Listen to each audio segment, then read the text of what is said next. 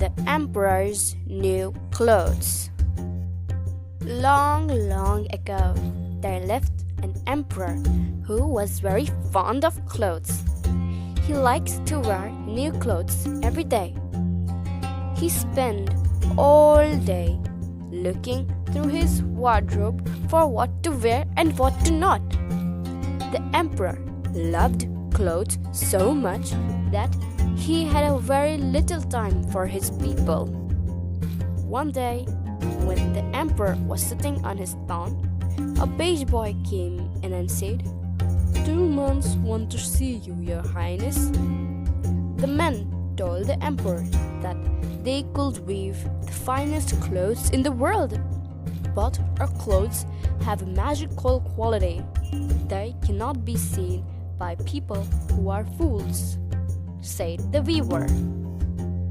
The emperor was delighted to hear this. He said, "I would like to make me some fine clothes for the grand procession next week."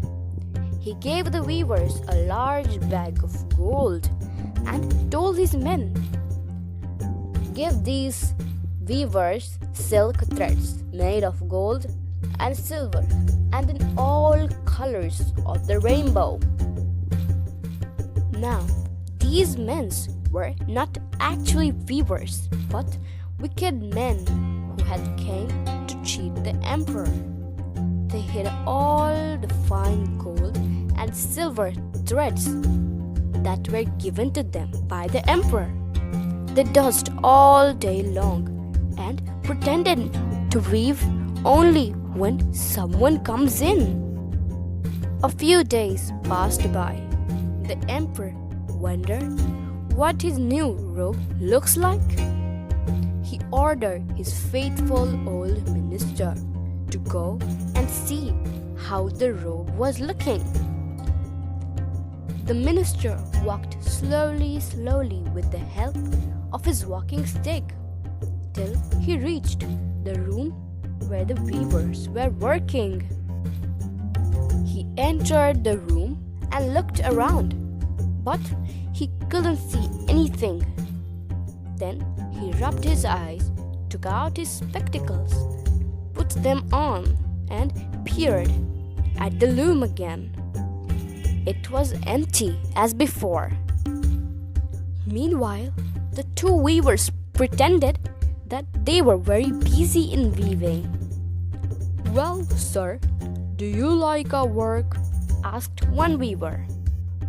Oh, it is very beautiful, replied the minister, who did not want the weavers to think that he was a fool. The weavers to think he went back he was a fool and told the emperor that he went back to the king and told the emperor that his robe was splendid. The emperor was happy and sent gifts to the weavers. Now the emperor wanted to see his robe himself. Next day, when the weavers saw the emperor coming, they pretended to cut some cloth and show it to the emperor. He blinked and rubbed his eyes.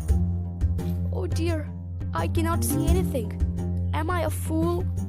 The emperor thought to himself, but he pretended to take the cloth to the window to see it more properly. "This cloth is really marvelous," said the emperor at last. He walked away puzzled, but he had to keep quiet so that no one would think that he was a fool. The weavers went on pretending to cut with scissors and sew it with needles. The candles in their room burned all night long. On the day of procession, the two weavers came to the emperor's room. "Your Majesty, here's your new robe," said one weaver, as he pretended to hold it proudly. "And my friend has yours shirt, vest, and trousers." The emperor pretended to touch and admire the robe. The emperor then took off his clothes.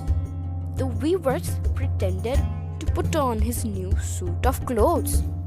The emperor stared at himself in the mirror. He could not see anything but dared not to say anything. All he could see was his trouser and his crown.